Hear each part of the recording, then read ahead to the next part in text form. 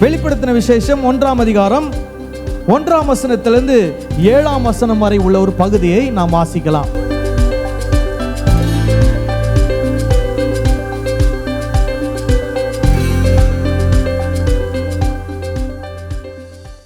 சீக்கிரத்தில் சம்பவிக்க வேண்டியவைகளை தம்முடைய ஊழியக்காரருக்கு காண்பிக்கும் பொருட்டு தேவன் இயேசு கிறிஸ்துவுக்கு ஒப்புவித்ததும், இவர் தம்முடைய தூதனை அனுப்பி தம்முடைய ஊழியக்காரனாகிய யோவானுக்கு வெளிப்படுத்தினதுமான விசேஷம்.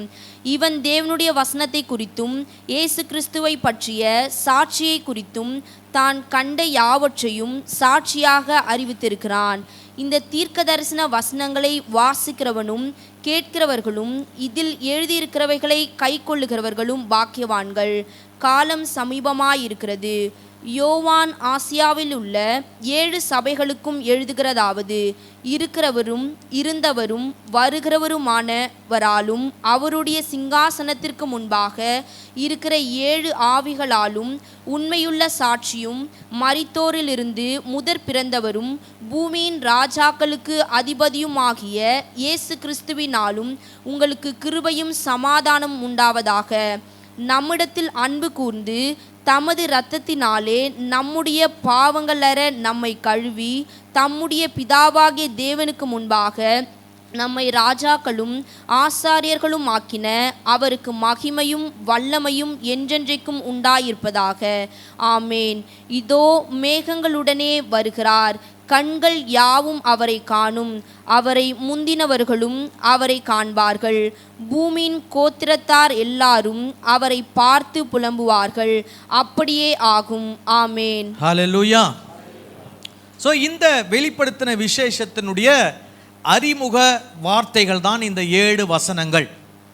அப்போஸ்தலனாகிய யோவான் அந்த திருச்சபையிலே இருக்கக்கூடிய ஜனங்களுக்கு இதை அவர் ஒரு அறிமுகமாக எழுதுகிறார்.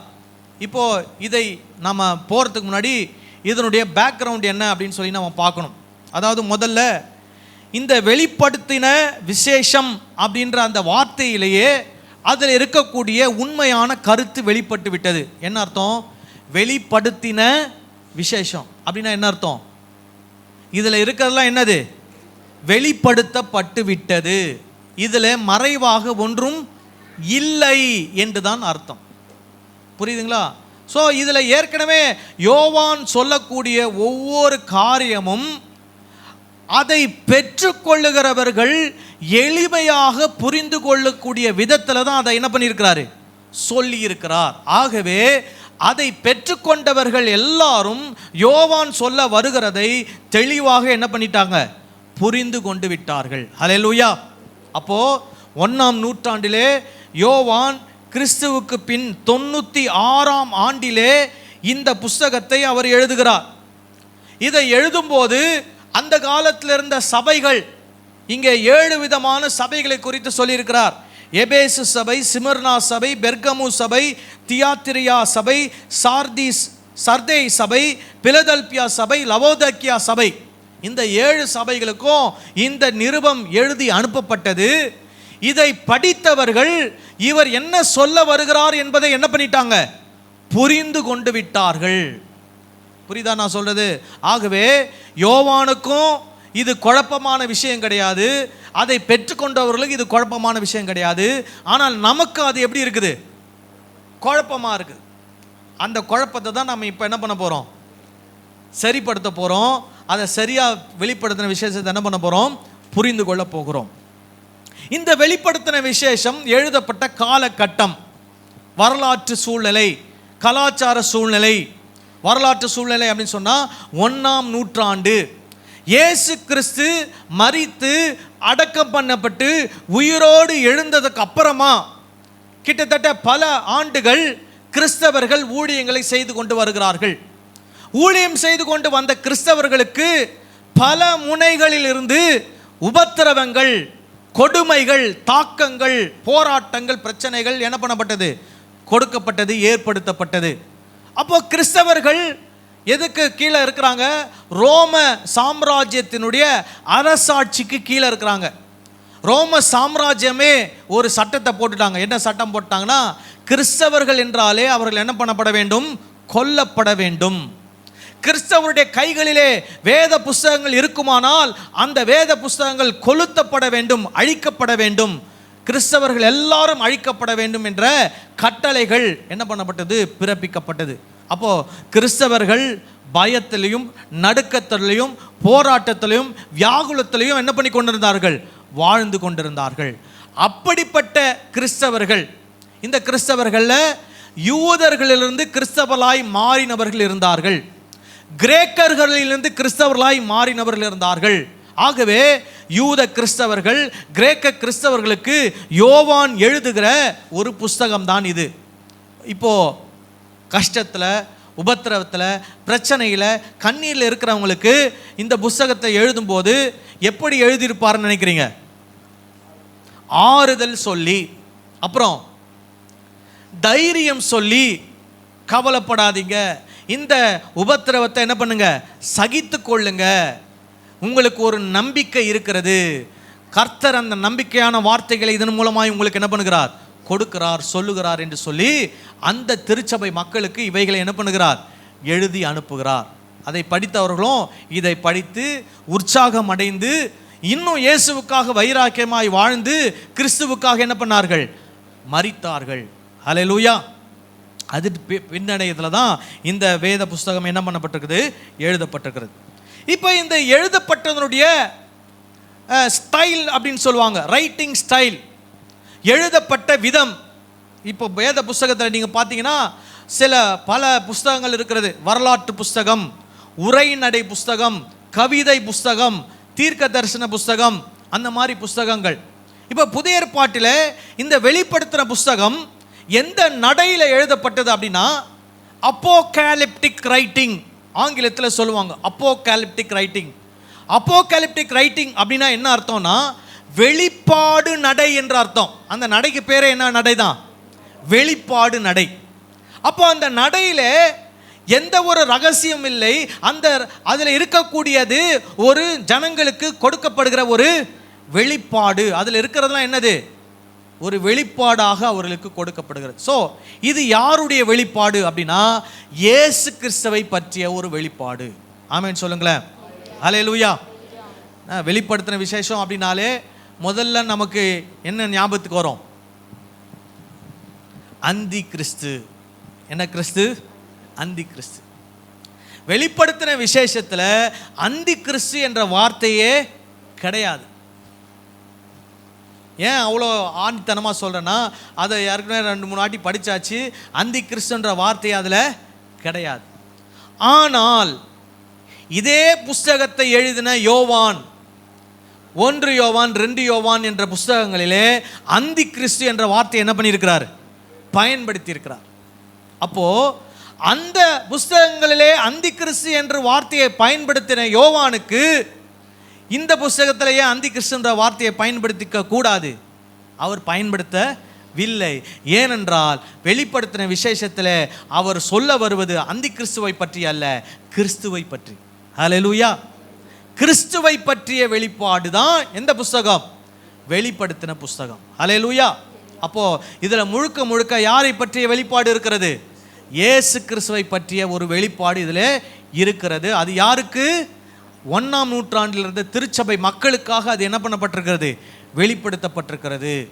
சரி, இதை படிக்கும்போது இன்னும் நிறைய டீட்டெயில்ஸை நம்ம என்ன பண்ணுவோம்? கொஞ்சம் கொஞ்சமாக பார்ப்போம். சரி, இப்போ இந்த அப்போகாலிப்டிக் ரைட்டிங் ஸ்டைல், இந்த வெளிப்பாடு நடையை பயன்படுத்தக்கூடிய ஆசிரியர்கள் இதில் என்னெல்லாம் பயன்படுத்துவாங்க அப்படின்னா சிம்பிள்ஸ், இமேஜரிஸ், அதாவது சிம்பாலிசம் அப்படின்னு சொல்லுவாங்க. அதுக்கு பேர் என்னன்னா அடையாளங்கள். சில விஷயங்களை அடையாளமாக சொல்லுவாங்க, ஆனால் அந்த அடையாளத்தை அப்படி எடுத்துக்கொள்ளக்கூடாது. அந்த அடையாளத்துக்கு ஒரு அர்த்தம் இருக்கும், அந்த அர்த்தத்தை தான் நம்ம என்ன பண்ணணும்? எடுத்துக்கொள்ள வேண்டும். அதுக்கு பேர் தான் என்னது? சிம்பாலிசம், அடையாளங்கள். இன்னொன்றுக்கு பேர் இமேஜரி, உருவகங்கள். இமேஜரி அப்படின்னு சொன்னால் நிறைய உருவங்களை நமக்கு கண்ணுக்கு முன்னாடி கொண்டு வந்து நிறுத்துவார் யோவான். அந்த உருவங்கள் அதற்கும் என்ன இருக்குது? ஒரு அர்த்தம் இருக்கிறது. ஆகவே உருவங்களை அப்படியே உருவங்களாக எடுத்துக்கொள்ளக்கூடாது. அந்த உருவங்கள், அந்த படங்கள், அந்த காட்சிகளிலிருந்து அர்த்தங்களை தான் நாம் என்ன பண்ண வேண்டும், எடுத்துக்கொள்ள வேண்டும். ஸோ இதனுடைய ரைட்டிங் ஸ்டைல் அப்படி தான். ஏன்னு கேட்டிங்கன்னா, யோவான் சொல்ல வரக்கூடிய கருத்துக்கள் அந்த அடையாளங்களிலே அடங்கி இருக்கிறது. யோவான் சொல்ல வரக்கூடிய கருத்துக்கள் அந்த உருவகங்களிலே அடங்கி இருக்கிறது.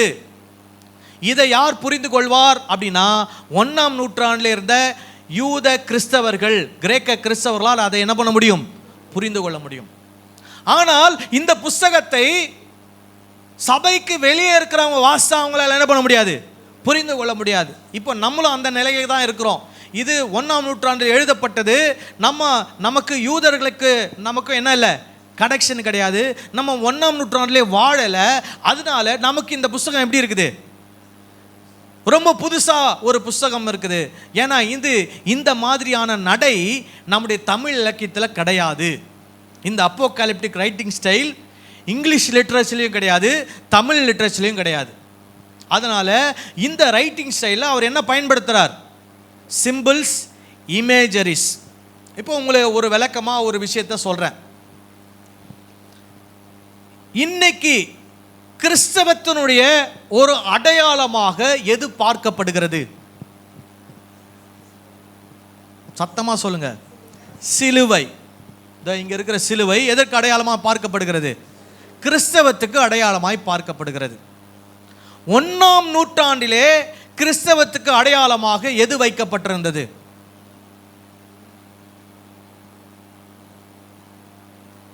யாரோ ஒருத்தங்க சொன்ன மாதிரி இருந்தது,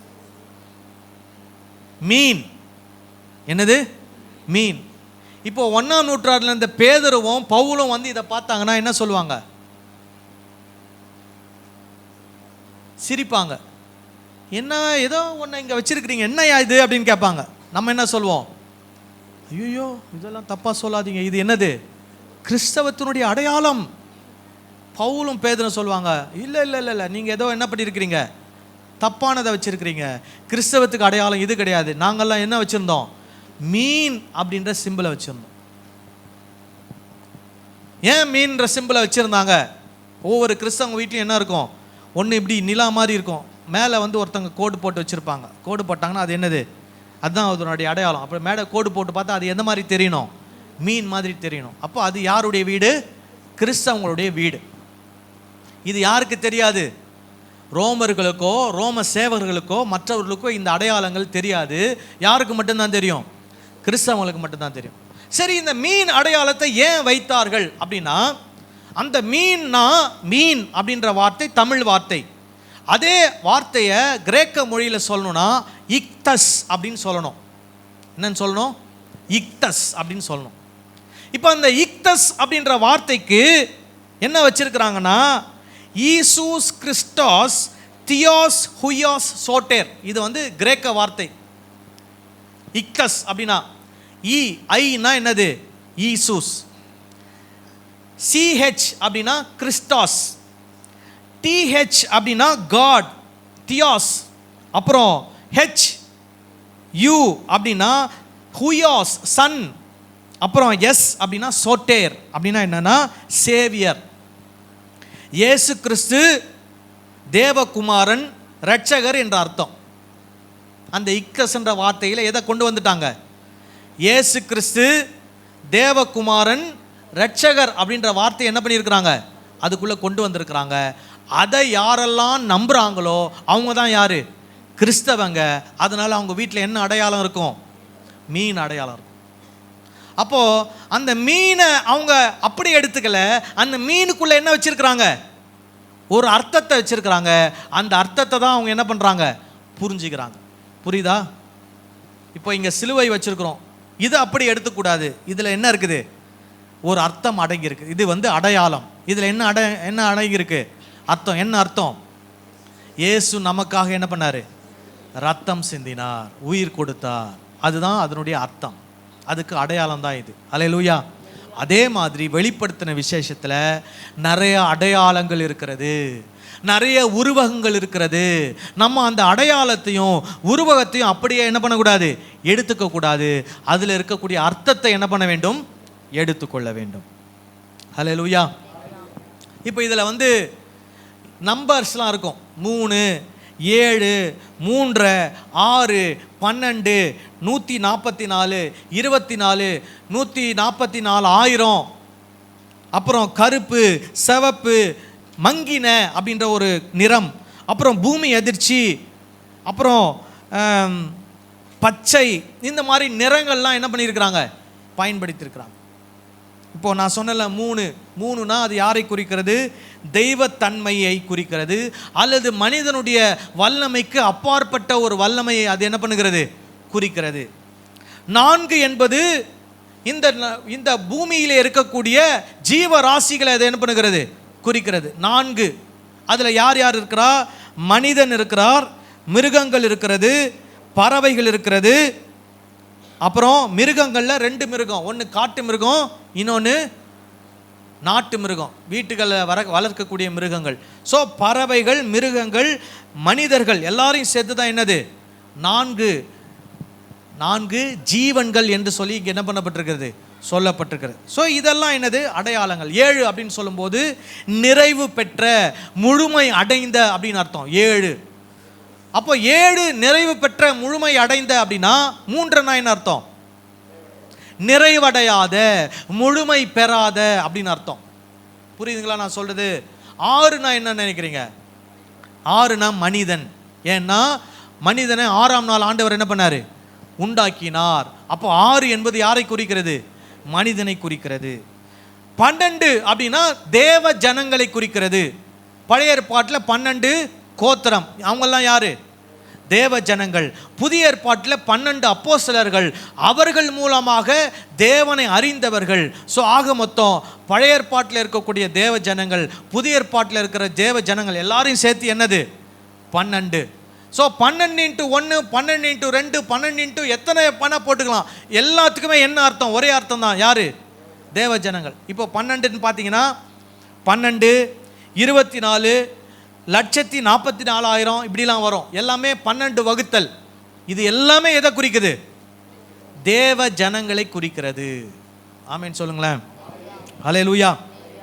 அப்புறம் இதனுடைய எழுத்து, அந்த டைம் லைன் அப்படின்னு சொல்லுவாங்க. அதாவது எந்த நேரத்தில் வச்சு அதை எழுதியிருக்கிறாங்க அப்படின்னா, ஒரே நேரம், சீராக போகிற நேரம் அல்ல, சுழற்சி முறையில் எழுதப்பட்டிருக்கிறது. சுழற்சி முறை அப்படின்னா என்ன அர்த்தம்னா, சொன்ன விஷயத்தையே மறுபடியும் என்ன பண்ணுவாங்க, சொல்லுவாங்க.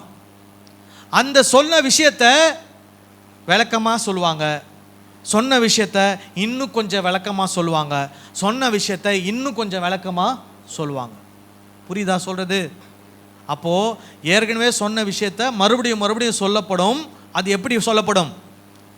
முன்னாடி சொன்னதை விட இன்னும் கொஞ்சம் விளக்கமா, இப்போ சொன்னதை விட இன்னும் கொஞ்சம் விளக்கமா, இப்படி தான் அது என்ன பண்ணப்பட்டிருக்குது, எழுதப்பட்டிருக்குது. நம்ம எப்படி பார்க்கக்கூடாதுன்னா, இது நடந்ததுக்கப்புறம் இது நடக்கும், அது நடந்ததுக்கப்புறம் அது நடக்கும், அது நடந்ததுக்கப்புறம் அது நடக்கும், அப்படி அல்ல. நடந்த விஷயத்த ஒரு வாட்டி சொல்லிட்டாங்க, மறுபடியும் அதே விஷயத்த இன்னொரு வாட்டி சொல்கிறாங்க, மறுபடியும் அதே விஷயத்த இன்னொரு வாட்டி சொல்கிறாங்க. இப்படி தான் இந்த வெளிப்படுத்தின விசேஷத்தை என்ன பண்ணணும், பார்க்கணும். இதுதான் அந்த எழுத்து நடை. ஹல்லேலூயா. சரி, இந்த முதல் 7 வசனங்கள்ல என்னென்னலாம் இருக்குது அப்படின்றத பார்க்கலாம். முதல் 2 வசனத்தை வாசிங்க. சீக்கிரத்தில் சம்பவிக்க வேண்டியவைகளை. எப்போ சம்பவிக்க போகுது? சீக்கிரத்தில் சம்பவிக்க போகிறது. இதை யோவான் யார்கிட்ட சொல்றாரு? நம்ம கிட்ட சொல்றாரா? யார்கிட்ட சொல்றாரு? முதல் நூற்றாண்டில் இருக்கக்கூடிய எபேசு சபை, சிமர்னா சபை, லவோதிக்கேயா சபை, பிலதெல்பியா சபை, இந்த சபைகளை பார்த்து சொல்றாரு என்ன பண்ண போகுது, சீக்கிரம். அப்படின்னா அவங்க எப்படி புரிஞ்சிருப்பாங்கன்னு நினைக்கிறீங்க? 2024 நடக்க போகுதுன்னு புரிஞ்சிருப்பாங்கன்னு நினைக்கிறீங்களா? சொல்லுங்க. இப்போ உங்ககிட்ட ஒருத்தர் வந்து சொல்றாரு, சீக்கிரத்தில் உங்களுக்கு இது கிடைக்கணுங்க அப்படின்னா நீங்கள் நினைப்பீங்களா இன்னும் 2000 வருஷம் கழிச்சு கிடைக்கும்னு நினைப்பீங்களா? சொல்லுங்க, என்ன நினைப்பீங்க? சீக்கிரம்னா உடனே நாளைக்கு, இல்லை மிஞ்சி போனால் 1 வாரம் கழிச்சு, இல்லை மிஞ்சி போனால் 1 மாதம், இல்லை ஒரு 6 மாதம், அப்படின்னா என்ன அர்த்தம்? சீக்கிரத்தில். அப்போது யோவான் சொல்கிறாரு அவங்களுக்கு, சீக்கிரத்தில் சம்பவிக்க வேண்டியவைகளை அப்படின்னா என்ன அர்த்தம்?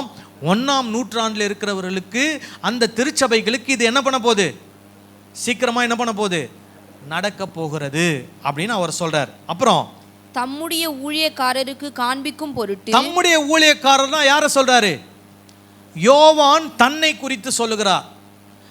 இந்த யோவானுக்கு இதை யார் வெளிப்படுத்துகிறா அப்படின்னா, பாருங்க, தேவன் இயேசு கிறிஸ்துவுக்கு ஒப்புவித்ததும் இவர் தம்முடைய தூதனை அனுப்பி தம்முடைய ஊழியக்காரனாகிய யோவானுக்கு வெளிப்படுத்தினதுமான விசேஷம். அப்போ தேவன் இயேசுவுக்கு, இயேசு தூதனுக்கு, தூதன் யாருக்கு சொல்றாரு? யோவானுக்கு சொல்றார். ஸோ இந்த மாதிரி என்ன வருது? ஆர்டர் பிரகாரமாக இந்த வேத வசனங்கள் மூலமாக திருச்சபைக்கு சொல்ல வேண்டிய காரியங்கள் என்ன பண்ணப்படுகிறது? வெளிப்படுத்தப்படுகிறது. ஹல்லேலூயா. இப்போ ஆண்டவர் இந்த யோவானை திருச்சபைக்கு ஒரு கருவியாக என்ன பண்ணுகிறார்? பயன்படுத்துகிறார். ஹல்லேலூயா. இப்போ நம்ம எல்லாரும் திருச்சபைக்கு ஒரு கருவியாக இருக்கிறோமா? ஒவ்வொருத்தருக்கு ஆண்டவர் ஒவ்வொரு வேலைகளை என்ன பண்றாரு? கொடுக்கிறார். உங்களுக்கு இருக்கக்கூடிய திறமைகளை திருச்சபையினுடைய பயனுக்காக, முன்னேற்றத்திற்காக, ஆசீர்வாதத்துக்காக நம்ம என்ன பண்ணணும்? பயன்படுத்த வேண்டும். ஆமீன் சொல்லுங்களேன். ஹல்லேலூயா.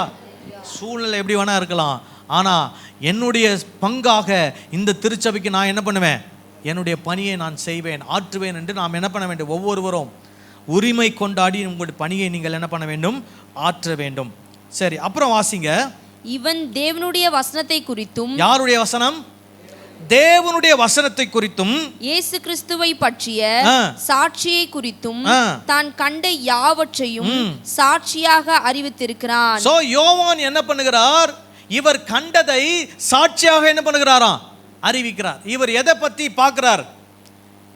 தேவனுடைய வசனத்தை குறித்து பார்க்கிறார். தேவனுடைய வசனம் என்ன சொல்கிறது? தேவனுடைய வார்த்தை என்ன சொல்கிறது? தேவனுடைய வார்த்தை உண்மையானது, தேவனுடைய வார்த்தை நியாயமானது, தேவனுடைய வார்த்தை நீதியானது. அப்போ அவர் என்ன சொல்றாரு? இந்த தேவனுடைய வார்த்தை குறித்து நான் என்ன பண்ணுகிறேன்? சாட்சியிடுகிறேன். அப்படின்னா இவர் தேவனை யார் மூலமா பார்த்திருக்கிறார்? இயேசு மூலமா பார்த்திருக்கிறார். இயேசு கிறிஸ்துவுடைய வார்த்தைகளை இவர் என்ன பண்ணுகிறார்? சாட்சியாக ஜனங்களுக்கு என்ன பண்ணுகிறார்? அறிவிக்கிறார். அது மட்டுமல்ல, அங்க சொல்றாரு இயேசு கிறிஸ்துவை பற்றிய சாட்சி. இயேசு கிறிஸ்துவை பற்றிய சாட்சினா என்னன்னா, இயேசுவை நாங்கள் என் கண்களால் என்ன பண்ணியிருக்கிறேன்? பார்த்திருக்கிறேன். இயேசு வாழ்ந்தது உண்மை, இயேசு ஆண்டவர், இயேசுனுடைய போதனைகள், இயேசு சொல்லி இருக்கிற எல்லாமே என்னது? உண்மை. இதற்கு நான் என்னவா இருக்கிறேன்? சாட்சியா இருக்கிறேன். ஓகேவா? யோவான் அதை பற்றி என்ன பண்ணுகிறார்? இந்த புத்தகத்தில் எழுதியிருக்கிறார். யோவான் இதை எப்போ எழுதுறார் அப்படின்னா, யோவானை ஒரு தீவுல கொண்டு போய் ஒரு ராஜா போட்டுறார். ரோமாபுரியில டொமிஷியன் அப்படின்னு ஒரு ராஜா இருந்தார். யோவான் வாழ்ந்த கடைசி காலகட்டங்களில், கிறிஸ்துவுக்கு பின் 94, 95 காலகட்டங்களில் இந்த டொமிஷியன் என்ற ராஜா என்ன பண்றார்னா, யோவானை பிடிச்சி கொண்டு போய் எங்க போடுறாரு? தீவுல போடுறார். எந்த தீவுல? பத்மு தீவுல போடுறார். இந்த உபத்திரவம் ஒரு சின்ன குறிப்பிட்ட காலகட்டத்தில் நடந்த ஒரு உபத்திரவம். அந்த உபத்திரவம் கொஞ்ச காலகட்டத்தில் நடந்தாலும், இதுவரைக்கும் அந்த 1ஆம் நூற்றாண்டுல 3ஆம் நூற்றாண்டு வரைக்கும் நடந்த உபத்திரவத்தில் இந்த காலகட்டத்தில் 40,000 கிறிஸ்தவர்கள் கொல்லப்பட்டார்கள். இப்ப இருக்கிற மக்கள் தொகைக்கு 40,000னா என்ன இல்லை? ஒரு பெரிய கணக்கு கிடையாது. 1 கோடியே 140 கோடிக்கும் 40,000க்கும் நீங்க கம்பேர் பண்ணி பார்த்தீங்கன்னா எப்படி? ஒரு பெரிய கடல்ல ஒரு சின்ன சொட்டு மாதிரி. ஆனா 1ஆம் நூற்றாண்டில் இருந்த மக்கள் தொகைக்கு 40,000ன்றது எவ்வளவு பெரிய தொகை? ஒரு பெரிய தொகை. ஒரு பெரிய தொகை கிறிஸ்தவர்கள் அந்த காலகட்டத்தில் டொமிஷியன் என்ற ராஜாவின் மூலமாக என்ன பண்ணப்பட்டார்கள்? கொல்லப்பட்டார்கள். அந்த நாளில் தான் யோவான் என்ன பண்ணப்பட்டார்னா, நாடு கடத்தப்பட்டு பத்மு தீவிலே கொண்டு போய் என்ன பண்ணப்பட்டார்? வைக்கப்பட்டார். அந்த இடத்துல தான் ஆண்டவர் இந்த வெளிப்பாடை யாருக்கு கொடுக்கிறார்? யோவானுக்கு கொடுக்கிறார். இந்த வெளிப்பாடை பெற்றுக்கொண்டு யோவானை மறுபடியும் என்ன பண்றாங்க? சிறையிலேருந்து விடுவிச்சு மறுபடியும் என்ன பண்ணுறாங்க, அவரை கொண்டு வராங்க. அவர் வாழ்ந்த ஊர் வந்து எபேசு பட்டணம். எபேசு பட்டணத்தில் அவர் இருக்கிறார். அங்கே மறுபடியும் வந்து இந்த வெளிப்பாடுகளை எல்லாம் என்ன பண்ணுறாரு, புஸ்தகமாக எழுதி முதல்ல யாருக்கு கொடுக்குறாரு, எபேசு சபை கொடுக்குறாரு. ஸோ நீங்கள் பார்த்தீங்கன்னா இந்த 7 சபையில் முதல்ல எந்த சபை, எபேசு சபை. ஏன்னா எங்கே இருக்கிறார் இவர், எபேசில் தான் இருக்கிறாரு. அதனால முதல் விஷயமே எங்கே போகுது, எபேசு சபைக்கு போகிறது. ஹல்லேலூயா. அப்போது யோவான் இடத்துல ஆண்டவர் இதை என்ன பண்ணுகிறார், வெளிப்படுத்தி எபேசு சபைக்கும் அங்கே இருக்கக்கூடிய எல்லா சபைக்கும் என்ன பண்ணுகிறார், இந்த வெளிப்பாடை கொடுக்கிறார். இந்த வெளிப்பாடு யாரை பற்றியது, இயேசு கிறிஸ்துவை பற்றியது. இயேசு அவருடைய என்ன செய்வார், என்ன செய்ய போகிறார், என்ன செய்திருக்கிறார் என்பதையெல்லாம் இவர் என்ன பண்றாரு, இந்த வெளிப்படுத்தின விசேஷத்தின் மூலமாய் திருச்சபைக்கு அறிவிக்கிறார். 3வது வசனத்தை வாசிங்க. இந்த தீர்க்க தரிசன வசனங்களை வாசிக்கிறவனும் கேட்கிறவர்களும் இதில் எழுதியிருக்கிறவைகளை கை கொள்ளுகிறவர்களும் பாக்கியவான்கள். காலம் சமீபமாயிருக்கிறது. காலம் எப்படி இருக்குதான், சமீபமாயிருக்கு. முதல்ல எப்படி ஆரம்பிச்சாரு, சீக்கிரத்தில் சம்பவிக்க போகிறது. இப்போ 3வது வருஷத்தில் எப்படி முடிக்கிறாரு, காலம் சமீபமாயிருக்கிறது. அதனால இந்த விஷயங்கள்லாம் சீக்கிரமா என்ன பண்ண போகுது, நடக்க போகுது. அதனால இந்த வசனங்களை வாசிக்கணும், இந்த வசனங்களை கேட்கணும். இப்போ இந்த வாசிக்கிறது கேட்கறதுனா எப்படி நினைக்கிறீங்க, நம்ம வாசிச்சு நம்ம கேட்கறதா? ஆதி காலத்தில் எப்படி நடக்கும் அப்படின்னா, பவுல் எழுதுகிற லெட்டர், யோவான் எழுதுகிற லெட்டர் ஒரு தோல் சுருளில் என்ன பண்ணும், அந்த குறிப்பிட்ட சபைக்கு போகும். அங்கே எல்லாரும் உட்காந்துருப்பாங்க. ஒருத்தர் என்ன பண்ணுவார், அதை ஓப்பன் பண்ணி என்ன பண்ணுவார், சத்தமாக வாசிப்பார்.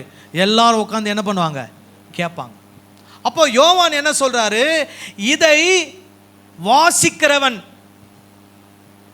இதை கேட்கிறவர்கள், இதில் எழுதியிருக்கிறவர்களை என்ன பண்ணுமா, கை கொள்ளுகிறவர்களும் பாக்கியவான்கள்.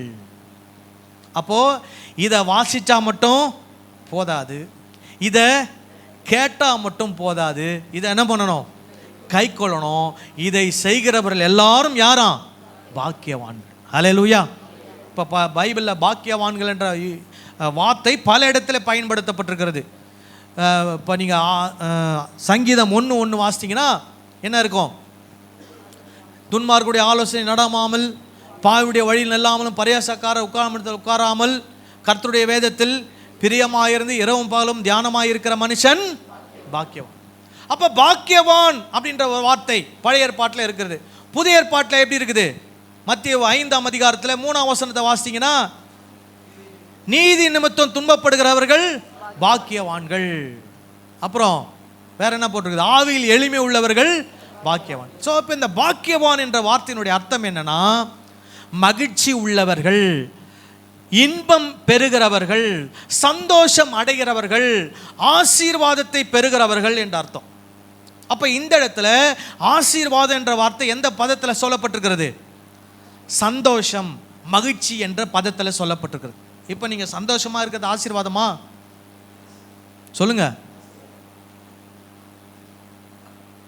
சந்தோஷமா இருக்கிறது பெரிய ஆசீர்வாதம், நிம்மதியா இருக்கிறது ஒரு பெரிய ஆசீர்வாதம், சமாதானமாக இருக்கிறது ஒரு பெரிய ஆசீர்வாதம். அப்போது இந்த இடத்துல அந்த மாதிரி ஒரு ஆசீர்வாதம் சொல்கிறாரு. இப்போ இவங்க எப்படிப்பட்ட சூழ்நிலையில் இருக்கிறாங்க, ஒரு உபத்திரவம், மரண பயம், போராட்டம், தரித்திரம், சிறைச்சாலை, இப்படிப்பட்ட சூழ்நிலை இருக்கிறாங்க. அப்போ சொல்கிறாரு, இந்த நிருபத்தை கொண்டு போய் ஒவ்வொரு சபையிலும் வாசிக்க போகிறாங்க. வாசிக்க போகிறவனுக்கும் இந்த வாசிக்கிறதுனால அவனுக்கு என்ன வரப்போகுது, ஒரு மன அமைதி, மன சமாதானம், தைரியம், சந்தோஷம், ஆறுதல், தேறுதல் வரப்போகிறது. இதை கேட்கிறவர்களுக்கு என்ன வரப்போகிறது, ஆசீர்வாதம் வரப்போகிறது. தைரியம், சந்தோஷம், மன சமாதானம், ஆறுதல், நிம்மதி வரப்போகிறது. இதன்படி நடக்கிறவர்களும் என்ன பண்ண போகிறது, அவர்களுக்கு இந்த பாக்கியம் வரப்போகிறது. ஹல்லேலூயா. இப்போ இந்த பாக்கியம் நமக்கு உண்டா, நமக்கும் உண்டு. ஹல்லேலூயா. இந்த வசனத்தை நம்ம இப்போ என்ன பண்ண போகிறோம், இந்த தொடர் போதனையில் வாசிக்க போகிறோம். இந்த வசனங்களை நம்ம என்ன பண்ண போகிறோம், கேட்டுக்க போகிறோம். இதேபடி நம்ம என்ன பண்ண போகிறோம், நடக்க போகிறோம். நடப்போமா, நடப்போம். நமக்கு என்ன உண்டு, ஆசீர்வாதம் உண்டு, பாக்கியம் உண்டு. ஹல்லேலூயா. சரி, இதில் இதை எழுதியிருக்கிறார். யார் எழுதியிருக்கிறது? இதில் எழுதியிருக்கிறவைகள் அப்படின்னு சொல்லியிருக்கிறார். ஸோ இதில் நான் எப்படி எழுதினார்னு சொல்லியிருக்கிறேன். எப்படி எழுதியிருக்கிறாரு? அடையாளங்கள், உருவகங்கள் இதெல்லாம் வச்சு என்ன பண்ணியிருக்கிறாரு? எழுதியிருக்கிறார். இந்த மாதிரி எழுத்து நடை பழைய ஏற்பாட்டில் எங்கெங்க இருக்குது அப்படின்னு பார்த்தீங்கன்னா, ஏசாயா தீர்க்க தரிசன புஸ்தகம், யோவேல் தீர்க்க தரிசன புஸ்தகம், சகரியா, அப்புறம் ஏசாயா, இப்படிப்பட்ட புஸ்தகங்களே இந்த எழுத்து நடை என்ன பண்ணியிருக்கிறாங்க? பயன்படுத்தியிருக்கிறாங்க. சரி, எந்த காலகட்டங்களில் இந்த மாதிரி நடைகள் பயன்படுத்துவாங்க அப்படின்னா, உபத்திரவம், போராட்டம், பிரச்சனை, தவிப்பு, அப்படிப்பட்ட சூழ்நிலைகளே இந்த எழுத்து நடைகளை என்ன பண்ணியிருக்கிறாங்களாம்? வேதத்தில் இருக்கக்கூடிய தீர்க்கதரிசிகள், ஆசிரியர்கள் என்ன பண்ணியிருக்கிறாங்க? பயன்படுத்தி இருக்கிறாங்க. இந்த எழுத்து நடையின் மூலமாக இவர் ஒரு கருத்தை இவர் யாருக்கு சொல்ல விரும்புகிறாரோ அவர்கள் அதை புரிந்து கொள்வார்கள். வெளியில் இருக்கிற நபர்களால் அதை என்ன பண்ண முடியாது? புரிந்து கொள்ள முடியாது. இதில் சொப்பனம், தரிசனம், அப்புறமா வான மண்டலத்தில் இருக்கக்கூடிய சில காரியங்கள், உதாரணத்துக்கு சூரியன், சந்திரன், தூதர்கள், பிசாசு, மிருகங்கள். அதுலேயும் மிருகங்கள் எப்படிப்பட்ட மிருகங்கள் அப்படின்னா, நம்ம இயற்கையிலே பார்த்திராத விகற்பமான மிருகங்களை குறித்து என்ன பண்ணப்பட்டிருக்கோம்? சொல்லப்பட்டிருக்கோம். இதெல்லாம் என்னது? அடையாளங்கள். இவைகளை அவர் அடையாளங்களாக எழுதுகிறார். ஏன் எழுதுகிறார் அப்படின்னா, இதை வாசிக்கிறவங்க, இதை படிக்கிறவங்க, இதை கை கொள்ளுறவங்களுக்கு இயற்கைக்கு அப்பாற்பட்ட விதத்திலே இவர்களுக்கு என்ன வரப்போகுது? ஒரு மீட்பு, ஒரு ரட்சிப்பு என்ன பண்ண போகிறது? வரப்போகிறது. இவர்களை துன்பப்படுத்துகிறவர்களுக்கு நியாய தீர்ப்பு என்ன பண்ண போகிறது? வரப்போகிறது.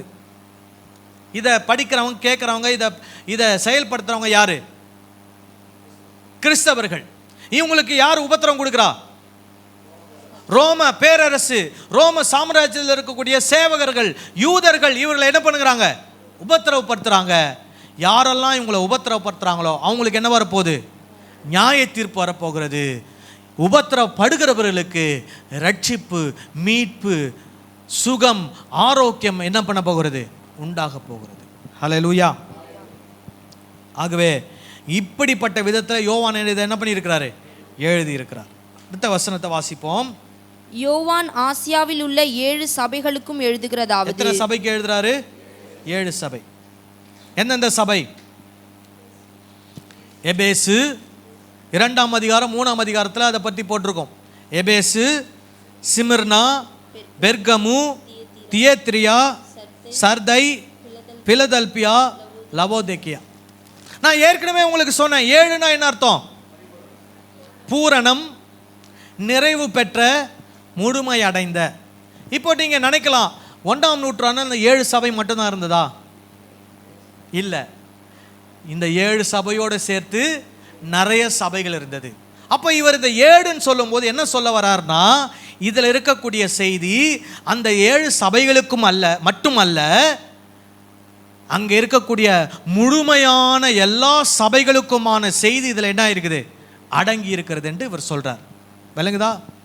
அப்போ இந்த 7 சபைக்கு முதல்ல என்ன ஆகிடும்? இந்த செய்தி போயிடும். அது மட்டுமல்லாமல் அங்கே இருந்த முழுமையான எல்லா சபைகளுக்கும் இந்த செய்தி என்ன பண்ணுகிறது? போய் சேர்கிறது. ஸோ இப்படி பார்க்கும்போது 1ஆம் நூற்றாண்டு இந்த சபைக்கு மட்டுமல்ல, 1ஆம் நூற்றாண்டு, 2ஆம் நூற்றாண்டு, 3ஆம் நூற்றாண்டு, 4ஆம் நூற்றாண்டு, இப்போ இருக்கிற 21ஆம் நூற்றாண்டில் இருக்கக்கூடிய எல்லா சபைகளுக்குமான செய்தி இதில் என்ன இருக்குது? அடங்கி இருக்கிறது. ராமேன் சொல்லலாமா? ஹல்லேலூயா. அப்போ யோவான் 7 சபைகளுக்கான செய்தி இதில் என்ன பண்ணியிருக்கிறாரு? வச்சிருக்கிறாரு. அந்த 7 சபையில் நம்ம சபையும் சேர்ந்துருக்குது. இந்த எபேசு சபையோட எந்த சபை சேர்ந்துருக்குது? அரோமா ஆஃப் கிரைஸ்ட் சபையும் சேர்ந்துருக்கு. இந்த சர்தை சபையோட எந்த சபையும் சேர்ந்துருக்குது? அரோமா ஆஃப் கிரைஸ்ட் சபையும் சேர்ந்துருக்குது. பிலதெல்பியா சபையோட எந்த சபையும் சேர்ந்துருக்குது? அரோமா ஆஃப் கிரைஸ்ட் சபையும் சேர்ந்துருக்குது. அதனால் இந்த சபைகளுக்கு சொல்லப்பட்ட எல்லா செய்தியும் நமக்காகவும் என்ன பண்ணப்பட்டிருக்கிறது? சொல்லப்பட்டிருக்கிறது. ராமேன் சொல்லலாமா? சரி, இதில் என்னங்க சொல்லியிருக்கிறாரு இந்த 7 சபைக்கும்? நம்ம ஒவ்வொரு சபையாக பார்க்க போகிறோம். அதுக்கு முன்னாடி இந்த 7 சபைக்கும் ஒட்டுமொத்தமா சுருக்கமா என்ன சொல்லப்பட்டது அதை பார்த்துருவோம். முதல்ல இந்த சபையை குறித்த ஒரு பாராட்டணும்னா என்ன பண்ணிருக்கணும்? அந்த சபை நல்ல விஷயங்கள் எல்லாம் செஞ்சிருக்கிறாங்க, அதனால ஆண்டவர் என்ன பண்றாரு? பாராட்டுறார். அப்போ நம்ம சபையை என்ன பண்ண முடியுமா? பாராட்ட முடியுமா? தைரியமா சொல்வீங்களா? ஆமா, ஆண்டவர் வந்தா நம்ம சபையை என்ன பண்ணுவார்? கட்டாயமா பாராட்டுவார். நாங்க நிறைய விஷயங்கள், நல்ல விஷயங்களை என்ன பண்ணியிருக்கிறோம்? செஞ்சிருக்கிறோம். சரி, முதல்ல பாராட்டு. ரெண்டாவது குற்றச்சாட்டு. என்ன குற்றச்சாட்டு? நல்ல நிறைய விஷயம் நல்லா சரிங்க, ஆனா என்ன இருக்குது? இந்த விஷயத்துல என்ன இருக்குது? குறை இருக்குது. அந்த குறையை நீங்க என்ன பண்ணிக்கணும்? சரி பண்ணிக்கணும். அப்போ முதல்ல பாராட்டு, ரெண்டாவது என்னது? குற்றச்சாட்டு. மூணாவது ஒரு அழைப்பு. என்ன அழைப்பு? இந்த குற்றச்சாட்டை நான் வச்சிருக்கிறேனே, அந்த குற்றச்சாட்டுல இருந்து நீ என்ன பண்ண வேண்டும்? மனம் திரும்ப வேண்டும். அப்போ நம்ம இந்த சபையை படிக்கிறதன் மூலமா நமக்குள்ள என்ன குற்றச்சாட்டு ஆண்டவர் வைப்பாரு, அந்த குற்றச்சாட்டுல இருந்து நம்ம என்ன பண்ணணும்? மனம் திரும்ப வேண்டும். ஏன் ஆண்டவர் இதெல்லாம் முன்னாடியே சொல்றாருன்னா, நியாய தீர்ப்பை என்ன பண்ண போறாரு? கொண்டு வர போறாரு. கொண்டு வருவதற்கு முன்பதாக சபை என்ன ஆயிடணும்? எந்த குற்றச்சாட்டும் இல்லாம என்ன ஆயிடணும்? சரியாயிடணும். அதனால ஆண்டவர் சொல்றாரு, நீ நல்ல விஷயம் செய்யற, ஆனா உன்கிட்ட சில குறை இருக்குது, நான் சீக்கிரமா ஜட்ஜ்மெண்ட் கொண்டு வர போறேன், அதுக்குள்ள உன்னை நீ என்ன பண்ணிக்கோ? சரி பண்ணிக்கோ. நீ அந்த ஜட்ஜ்மெண்ட்ல இருந்து என்ன பண்ணிடுவ? தப்பிச்சு போயிடுவ. உனக்கு என்ன வராது? ஜட்ஜ்மெண்ட்டு வராது. சரி, மூணாவது என்ன சொன்ன? மனம் திரும்புவதற்கான அழைப்பு. நாலாவது எச்சரிப்பு. நீ மனம் திரும்பலனா உனக்கு என்ன நடக்கும்? நீ மனம் திரும்புன்னு உனக்கு நான் என்ன பண்ணிட்டேன்? சொல்லிட்டேன். நீ மனம் திரும்பாத பட்சத்தில் உனக்கு என்ன நடக்கும்? அதுக்கப்புறம் முடிவு, தீர்மானம். என்ன தீர்மானம்? ஆவியானவர் சபைக்கு சொல்லுகிறதை காதுள்ளவன் கேட்க கடவன். அப்படின்னா என்ன அர்த்தம்? இதை கேட்டு நீ ஒரு தீர்மானம் என்ன பண்ண வேண்டும்? எடுக்க வேண்டும். அப்படி நீ ஒரு தீர்மானம் எடுப்பாயானால், நல்ல தீர்மானம் எடுப்பாயானால், உனக்கு ஒரு வெகுமதி என்ன இருக்கிறது? கொடுக்கப்படும், காத்திருக்கிறது. அதுதான் என்னது? ஜெயம் கொள்ளுகிறவனுக்கு என்ன உண்டு? நித்திய ஜீவன் உண்டு. ஹல்லேலூயா. ஸோ அப்போ சபைக்கு என்னென்னலாம் சொல்றார் ஆண்டவர்? பாராட்டு, குற்றச்சாட்டு, மனம் திரும்புவதற்கான அழைப்பு, மனம் திரும்பாத பட்சத்தில் என்ன நடக்கும் என்ற எச்சரிப்பு, அப்புறம் இதை கேட்டு நீ என்ன பண்ண வேண்டும்? கர்த்தருடைய ஆவியானுடைய சத்தத்தை கேட்டு என்ன பண்ண வேண்டும்? சரியான தீர்மானத்துக்கு வர வேண்டும். நீ சரியான தீர்மானம், நல்ல தீர்மானம் எடுப்பாயானால் உனக்கு என்ன கிடைக்கும்? ஒரு வெகுமதி, ஒரு ரிவார்டு ஒன்று உனக்கு கிடைக்கும். சரி, அடுத்த வசனத்தை வாசிங்க.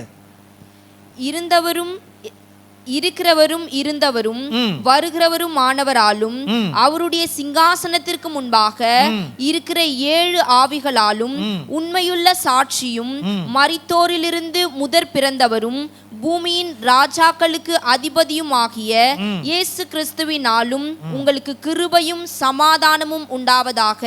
ஹல்லேலூயா. இப்போ இங்க என்ன சொல்லியிருக்கிறாரு? உண்மையுள்ள சாட்சியும் மரித்தோரிலிருந்து முதற் பிறந்தவரும் பூமியின் ராஜாக்களுக்கு அதிபதியுமாகிய இயேசு கிறிஸ்துவே அப்படின்னு சொல்றார். இப்போ இந்த இயேசு கிறிஸ்துவை குறித்து 3 விஷயங்களை சொல்றார் யோவான். என்னென்ன சொல்றாரு? உண்மையுள்ள சாட்சி. அப்போ இயேசு கிறிஸ்தவத்துக்காக முதல்ல மரித்த சாட்சி யாரு? இயேசு. அதுக்கப்புறம் தான் யார் மரித்தது? ஸ்தேவான் என்ற ஒருத்தர் மரித்தார். அதுக்கப்புறம் தான் நிறைய பேர் என்ன பண்ணாங்க? மரித்தார்கள். இன்றைக்கும் கிறிஸ்துவுக்காக பலர் என்ன பண்ணி கொண்டிருக்கிறார்கள்? மரித்து கொண்டிருக்கிறார்கள். அப்போ முதல் மரித்தது யாரு? இயேசு. அவர் யாரு? என்ன சாட்சியம்? அவரு உண்மையுள்ள ஒரு சாட்சி. ஹல்லேலூயா. இப்போ நம்ம எப்படி பார்க்கணும்? இயேசுவே என்ன ஆயிட்டாரு? இந்த இந்த இந்த நல்ல காரியங்களுக்காக என்ன பண்ணியிருக்கிறாரு? மரித்திருக்கிறார். ஆகவே நானும் என்ன பண்ணலாம்? இதற்காக மரிக்கலாம். அப்போ 1ஆம் நூற்றாண்டில் இருந்தவங்களுக்கு கேள்வி, நான் எதுக்காக மரிக்கணும்? இந்த கிறிஸ்தவத்துக்காக நான் ஏன் உயிரை விடணும்? ஏன் உயிரை விடணும்னா உனக்கு முன்னாடி உண்மையுள்ள சாட்சியாகிய இயேசு என்ன பண்ணியிருக்கிறார்? உயிரை கொடுத்திருக்கிறார். ஆகவே நீயும் அவருக்காக என்ன பண்ணலாம்? உயிர் கொடுக்கலாம். ஏன்னா அவர் உண்மையுள்ள சாட்சி. நீயும் அவருக்காக உண்மையுள்ள ஒரு சாட்சியாக என்ன பண்ண வேண்டும்? இருக்க வேண்டும். சரி, உயிரை கொடுத்தாரே, என்ன ஆச்சு அவருக்கு? என்ன பண்ணாரு? மரித்தோரிலிருந்து முதற் பிறந்தவர். முதற் பிறந்தவர் அப்படின்னா என்ன அர்த்தம்? இயேசு கிறிஸ்து உயிரோடு இருக்கும்போது 2-3 பேரை உயிரோடு என்ன பண்ணியிருக்கிறாரு? எழுப்பி இருக்கிறாரு. அவங்க உயிரோடு எழுந்து வாழ்ந்து மறுபடியும் என்ன பண்ணிட்டாங்க? மரிச்சு போயிட்டாங்க. ஆனா இவர் உயிரோடு எழுந்தவர் இன்னைக்கு என்ன பண்றாரு? உயிரோடு இருக்கிறார். அதனால நித்தியமாய் உயிரோடு இருக்கிறவருக்கு இவர் தான் யாரா இருக்கிறார்? முதற் பேராய் இருக்கிறார். அல்லேலூயா. ஆகவே இவருக்காக நீ உண்மையாய் மரிப்பாயானால் நீயும் என்ன ஆயிடுவ? உயிரோடு எழுப்பப்பட்டு அவரோடு கூட நித்தியமாய் என்ன பண்ணுவாய்? இருப்பாய். அல்லேலூயா. இப்படி சொன்னா உயிரை கொடுப்பாங்களா கொடுக்க மாட்டாங்களா? சொல்லுங்க. இப்படி சொல்றாரு 1ஆம் நூற்றாண்டில் இருக்கிறவங்களுக்கு, உயிரை கொடுக்குறவங்களுக்கு, உயிர் பயத்தில் வாடுறவங்களுக்கு, உண்மையுள்ள சாட்சிக்காக நீ என்னவாரு? உண்மையுள்ள சாட்சியாயிரு. அவர் மரித்தோர்லேருந்து என்ன பண்ணவர்? உயிரோடு எழுந்ததில் முதற் பேர் என்ன அப்படின்னா, அவர் இனிமேல் அவருக்கு என்ன கிடையாது? மரணம் கிடையாது. அவர் இன்னைக்கும் அவர் உயிரோட இருக்கிறாரு. இனிமேலும் அவர் உயிரோட இருப்பாரு. நீயும் உண்மையுள்ள சாட்சியா இருப்பாயானால் அவரோடு கூட நீயும் என்ன பண்ணுவாய்? உயிரோடு எழுந்து நித்தியமாய் அவரோடு கூட நீ ஆளுகை செய்வாய். அல்லேலூயா. அப்புறம் பாருங்க, இவர் யாராம்? பூமியின் ராஜாக்களுக்கு அதிபதி. நீ ரோம ராஜாவை பார்த்து பயப்படுற. ஐயோ, ரோம ராஜ்யா யார் யாரெல்லாம் இருந்தாங்க தெரியுமா? நீரோ என்ற ஒரு மன்னன் இருந்தான். அவன் கிறிஸ்தவர்களை கொடுமைப்படுத்தினான். அவன் வாழ்ந்த காலத்தில் என்ன பண்ணான் தெரியுமா? ரோமாபுரியை மாற்றி அமைக்கணும்னு நினைச்சான். ரோமாபுரிக்கு போனீங்கன்னா அந்த காலத்தில் பெரிய பெரிய கட்டடங்கள்லாம் கட்டி வச்சிருந்தாங்க. அவனுக்கு இந்த கட்டடம்லாம் பழசா போச்சு. இந்த கட்டடத்தெல்லாம் இடிச்சிட்டு புதுசாக மாற்றணும். எப்படி இடிக்கிறது தெரியல. திடீர்னு ஒரு நாள் என்ன பண்ணிட்டான்? எல்லா கட்டடத்துக்கும் தீ வச்சுட்டான். தீயை வச்சுட்டு இந்த படியை யார் மேலே போட்டானா? கிறிஸ்தவங்க மேலே போட்டான். என்னன்னு? கிறிஸ்தவர்கள் தான் இந்த கட்டடங்களுக்கெல்லாம் என்ன வச்சாங்க? தீ வச்சாங்க. ஸோ அந்த காலகட்டத்தில் தான் பேதுரு தலைகீழாக சிலுவையில் அறையப்பட்டு கொல்லப்பட்டார். அந்த நீரோ மன்னன் காலகட்டத்தில் தான் பவுலுடைய கழுத்து துண்டாக வெட்டப்பட்டு அவர் கொல்லப்பட்டார். அப்போ கிறிஸ்தவர்களுக்கு என்ன வருகிறது? உபத்திரம் வருகிறது. யார் மூலமாக? ரோம ராஜாக்கள் மூலமாக. இந்த டொமிஷியன் என்ற ராஜா இருக்கும்போது தான் யோவான் என்ன பண்ணப்படுகிறார்? நாடு கடத்தப்படுகிறார். 40,000 கிறிஸ்தவர்கள் என்ன பண்ணப்படுகிறார்கள்? கொல்லப்படுகிறார்கள். அதுக்கப்புறமா ட்ராஜன் அப்படின்ற ஒரு ராஜா, அந்த ராஜாவுடைய காலத்தில் இந்த வெளிப்படுத்தின விசேஷம் எழுதப்பட்ட பின்பு அந்த ராஜா வர்றான். அந்த ராஜாவுடைய காலத்தில் தான் என்ன வருதுன்னா, ராஜாக்களை ஆராதனை செய்யணும். எம்பரர் வர்ஷிப் அப்படின்னு சொல்லுவாங்க. ராஜா தான் கடவுள். அந்த ராஜாவை தான் நீங்களாம் என்ன பண்ணணும்? வணங்கணும் அப்படின்ற ஒரு கொள்கை என்ன பண்ணுறான்? அந்த ரோம ராஜா கொண்டு வர்றான்.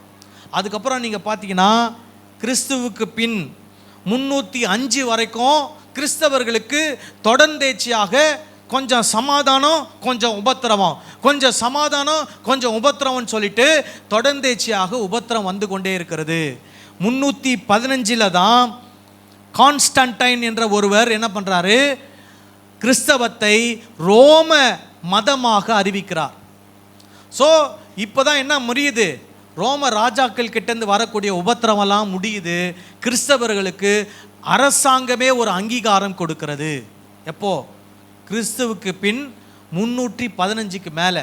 அப்போ 315 வரைக்கும் என்ன வந்தது? உபத்திரம் வந்தது. யார் மூலமாக? ரோம ராஜாக்கள் மூலமாக. இந்த ராஜாக்கள் மூலமாக உபத்திரவம் அனுபவிக்கிற கிறிஸ்தவர்களுக்கு யோவான் சொல்றாரு. என்ன சொல்றாரு? நம்ம இயேசு யார் தெரியுமா? மரித்தோரிலிருந்து முதற் பிறந்தவரும் பூமியின் ராஜாக்களுக்கு அதிபதியுமாகிய இயேசு கிறிஸ்துன்னு சொல்றாரு. அப்போ என்ன சொல்ல வராரு? நீ இந்த உலகத்தில் இருக்கிற ராஜாவுக்கு பார்த்து பயப்படுற, ஆனால் இயேசு யார் தெரியுமா? பூமியில் இருக்கிற எல்லா ராஜாக்களுக்கும் இவர் யாரு? அதிபதி. அல்லேலூயா. இப்போ இங்கே இந்தியாவை எடுத்துக்கோங்க. இந்தியாவில் பல அரசியல்வாதிகள் இருக்கிறாங்க, அரசியல் கட்சிகள் இருக்கிறாங்க, அதிகாரத்தில் இருக்கக்கூடிய பல அமைச்சர்கள், முதலமைச்சர்கள் இருக்கிறாங்க, அதிபதிகள், ஜனாதிபதிகள், பிரதம மந்திரிகள் இருக்கிறாங்க. ஆனால் ஒன்று மட்டும் தெரிஞ்சுங்க, இவங்க எல்லாருக்கும் மேலே யார் இருக்கிறா? இயேசு இருக்கிறார். அல்லேலூயா. பயப்படணுமா? எதுக்குமே பயப்பட அவசியம் இல்லை. யாருக்கும் எந்த மனிதர்களும் பயப்பட வேண்டிய அவசியம் இல்லை. ஏன்னா இந்த உலகத்தில் இருக்கக்கூடிய எல்லா கொடுமையான ராஜாக்களை கூட எடுத்துக்கோங்க. நம்ம பார்த்தோம் போன வாரத்தில் 10 நாடுகள் எது கிறிஸ்தவர்கள் அதிகமாய் கொடுமைப்படுத்துகிறது அப்படின்னு 10 நாடுகளை குறித்து பார்த்தோம். அதில் இருக்கக்கூடிய அதிபர்கள் இருக்கிறார்கள். ஆனால் அந்த அதிபர்கள் எல்லாரை விட யார் பெரியவர்? இயேசு பெரியவர். அல்லேலூயா. அதை யோவான் அவங்களுக்கு என்ன பண்ணுறாரு? நினைப்பூட்டி ஞாபகப்படுத்துகிறார். அல்லேலூயா. அப்போது இதில் சொல்கிறாரு, என்ன சொல்கிறாரு? இந்த அதிபதி அடிக்கப்பட்ட ஆட்டுக்குட்டி இன்றைக்கு எங்கே உட்கார்ந்துருக்கிறாரு? சிங்காசனத்தில் உட்கார்ந்துருக்கிறார். அதனால இந்த உபத்திரவத்தில் நீங்கள் அடிக்கப்பட்டால் நீங்கள் அவரோடு கூட என்ன பண்ணுவீர்கள்? சிங்காசனத்தை உட்கார்ந்திருப்பீர்கள். ஆகவே இந்த உபத்திரவத்தை பொறுமையாக என்ன பண்ணுங்கள்? சகித்து கொள்ளுங்கள். அவர் சொல்றாரு, இது இன்னோடு இப்பயோடு நடந்து நிற்க போறது கிடையாது. யோவானுடைய காலத்தோடு நிற்க போறது கிடையாது. அது என்ன பண்ண போகிறது? தொடர போகிறது. கொஞ்சம் சமாதானம், கொஞ்சம் உபத்திரவம், கொஞ்சம் சமாதானம், கொஞ்சம் உபத்திரவம் இருந்துகிட்டு தான் இருக்கும். இப்போ நான் சொன்னேன் 3015 கான்ஸ்டன்டைன் என்ற மன்னர் கிறிஸ்தவர்களுக்கு என்ன கொடுத்துட்டாரு? அங்கீகாரம் கொடுத்துட்டாரு. அதோட உபத்திரவம் நின்று போச்சா? சொல்லுங்க. இல்லை. இன்னும் இன்ன காலம் வரைக்கும் கிறிஸ்தவர்கள் என்ன பண்ணி கொண்டு தான் இருக்கிறாங்க? படுத்தப்பட்டு கொண்டு தான் இருக்கிறார்கள். ஆகவே இன்னைக்கு அப்புறம் நின்றுடுமா? நிற்காது. இயேசு வர்ற வரைக்கும் அப்பப்போ என்ன நடந்துட்டு தான் இருக்கும்? உபத்திரவம் இருந்து கொண்டு தான் இருக்கும். ஆனால் இயேசு வந்ததோடு எல்லாத்துக்கும் என்ன வச்சிருவாரு? முற்றுப்புள்ளி, எல்லாத்துக்கும் முடிவு. அதனால இந்த எல்லா சூழ்நிலையும் நாம் அவருக்காக என்ன பண்ணணுமா? பொறுமையாக சகித்திருக்கணும். 7ஆம் வசனம் வாசிங்க. இதோ இதோ மேகங்களுடனே வருகிறார். அல்லேலூயா. இயேசு வரப்போறாரா? வரப்போறாரா? வரப்போறார். அல்லேலூயா. அப்போ யோவான் அவங்களுக்கு சொல்றாரு, இதோ இயேசு என்ன பண்ண போறார்? மேகங்களோட வரப்போகிறார். என்ன நடக்க போகுது? கண்கள் யாவும் அவரை என்ன பண்ணும்? காணும். அவரை குத்தினவர்களும் அவரை என்ன பண்ணுவார்கள்? காண்பார்கள். அவரை குத்தினவர்கள் யார் யாரெல்லாம் அவரை குத்தினவர்கள்?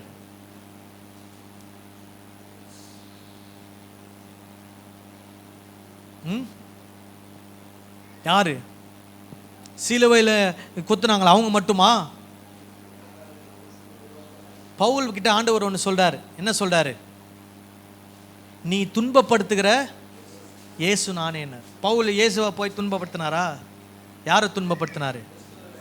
கிறிஸ்தவர்களை, திருச்சபையை பவுல் துன்பப்படுத்தினார். அப்போ இயேசு என்ன சொல்றாரு? நீ துன்பப்படுத்தின கிறிஸ்து நான்றாரு. அப்போ சபையை துன்பப்படுத்தினா யாரை துன்பப்படுத்துற மாதிரி? இயேசுவை துன்பப்படுத்துற மாதிரி. சபையில் இருக்கிறவங்கள ஒருத்தர் குத்துனா யாரை குத்துன மாதிரி? இயேசுவை குத்துன மாதிரி. அப்போ சொல்றாரு, அவரை குத்தின கண்கள் என்ன பண்ணுமா? காணும். அப்போ அந்த காலத்துலேருந்து இந்த காலம் வரைக்கும் யாரெல்லாம் சபையை உபத்திரவப்படுத்துகிறாங்களோ, துன்பப்படுத்துகிறாங்களோ, அவங்க கண்கள்லாம் யாரை காணுமா? இயேசுவை காணும். அல்லேலூயா. பூமியின் கோத்திரங்கள் எல்லாரும் அவரை பார்த்து என்ன பண்ணுவார்கள்? புலம்புவார்கள். ஏன் புலம்பணும்? இயேசுவை குத்துனவங்க இவங்க பூமியில் இருக்கிற எல்லாரும் அவரை பார்த்தோன்னே என்ன பண்ணுவாங்களாம்?